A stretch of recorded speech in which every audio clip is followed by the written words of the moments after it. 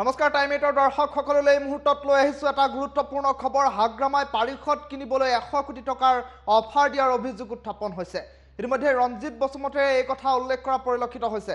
এনেধৰণৰ এক গুৰুতৰ অভিযোগ উত্থাপন হৈছে। পাৰিষদ কিনিবলৈ হাগ্ৰামাই দিছিল 100 কোটি টকাৰ অফাৰ।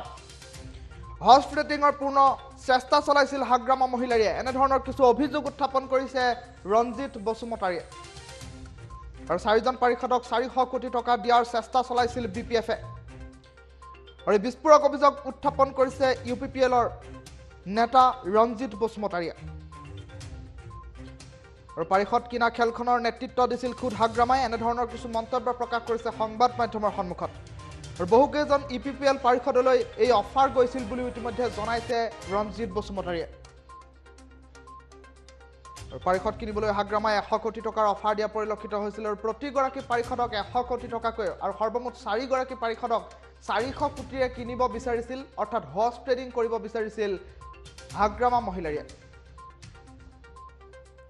শেষ হ'ল বড়োভূমিৰ BTC নিৰ্বাচন। আৰু BTC নিৰ্বাচন শেষ হোৱাৰ পাছত বহু জল্পনা কল্পনাৰ অন্ত পৰিল। আৰু অৱশেষত UPPL, GSP, BJP-য়ে সামগ্ৰিকভাৱে একত্ৰিতভাৱে গঠন কৰিলে পাৰিষদ। আৰু পৰিষদ গঠন কৰাৰ পাছতো এতিয়া নতুন নতুন তথ্য পোহৰলৈ আহিছে।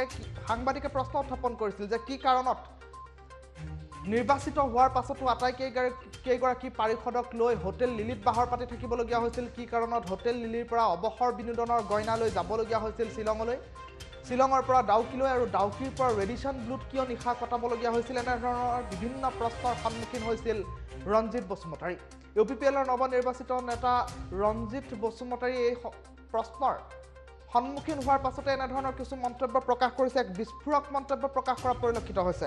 পাৰিষদ কিনিবলৈ হাগ্ৰামাই দিছিল 100 কোটিৰ অফাৰ। হৰ্চ ট্ৰেডিঙৰ পূৰ্ণ চেষ্টা চলাইছিল হাগ্ৰামা মহিলাৰীয়ে। 4জন পাৰিষদক 400 কোটি টকাৰে কিনাৰ অপচেষ্টা কৰিছিল বুলি ইতিমধ্যে মন্তব্য প্ৰকাশ কৰিছে। মন্তব্য আহি পৰিছে, শুনাই লৈছো। তেওঁলোকে যে পৰাস্ত হৈ গৈছে গম পাইছিলে নিজে। লাষ্ট ৰাতিলৈকে সিহঁতে হৰ্চ ট্ৰেডিঙৰ কাৰণে ট্ৰাই কৰি আছিল। ইভেন আমাৰ পৰিয়ালৰ ওচৰত আহি পেলাই তেওঁলোকে দাবী ধমকি দি পেলাই আমাক কিনাৰো ব্যৱস্থা এটা কৰিছিল। হয়, আমাৰ পৰিয়ালৰ ওচৰত আহিছে, আমাৰ ওচৰত তেনেকৈ ডাইৰেক্টলি অহা নাই। কোনো 50 কোটি, কাৰোবাক 100 কোটিলৈকে কৈছিলে। 100 কোটি মোৰ ওচৰলৈকে অহা নাই, কিন্তু আমাৰ মানুহবিলাকৰ ওচৰত আহিছিল। কিয়নো মোক জানে সিহঁতে আৰু কিনিব নোৱাৰে বুলি। কিন্তু প্ৰথম ট্ৰাইটো মোকে কৰিছিলে। আৰু মই অন ৰেকৰ্ড সেইখিনি আপোনালোকক দেখুৱাব পাৰোঁ, সময় আহিলে মই ক'ম। লিডিঙততো হাগ্ৰামা নিজেই লিডিং কৰিছিল। তেওঁলোকৰ ৰাইট এণ্ড লেফ্ট আহিছিলে, হাগ্ৰামাৰ মানুহে আহিছিল। ইভেন আমাৰ UPPL-ৰ লিডাৰবিলাকক সকলোকে মানে লগ কৰি পেলাই ডাইৰেক্টলি তেওঁলোকে হেৰি কৰিব বিচাৰিছিল। তথাপিও ছাকচেছফুল নহ'ল। আৰু এইবাৰ চাগে সিহঁতে কোৱা ধৰণে 6 মাহৰ পাছত চৰকাৰ গঠন কৰিম, সেইটো এনে উদ্দেশ্যহীন তেওঁলোকৰ কোৱা কথাটো। ধৰি লওক, আমাক যদি 4জন কিনিবলৈ হ'লে 400 কোটি লাগিছিলে, আৰু 4জনকে EM দিব লগা দিম বুলিও কৈছিলে। তথাপিও আমাৰ কোনো সিহঁতৰ ওপৰত বিশ্বাস নাৰাখি যোৱা নহ'ল। এনে ইহঁতে যিটো টকা দিব বিচাৰে, ইমান টকা সিহঁতে ক'ত পালেহেঁতেন? সেইটো ভগৱানেহে জানিব। আৰু তেওঁলোকে কি কয়, 100 crore মিনিমাম 400 crore 4জনত। ইমান সহজ নহয়, কিন্তু সিহঁতৰ কাৰণে সহজ। কিয়নো তেওঁলোকে এটা মেছেজ লিখিছিলে, মানে কি লাগে লগ, তথাপিও আমাক এইবাৰ বচাওক, ক্ষমা কৰক, আৰু জীৱনত জাতিৰ নামত আমি এনেকৈ বেয়া কাম নকৰোঁ, এনেকুৱা মেছেজো আমালৈ পঠিয়াইছে।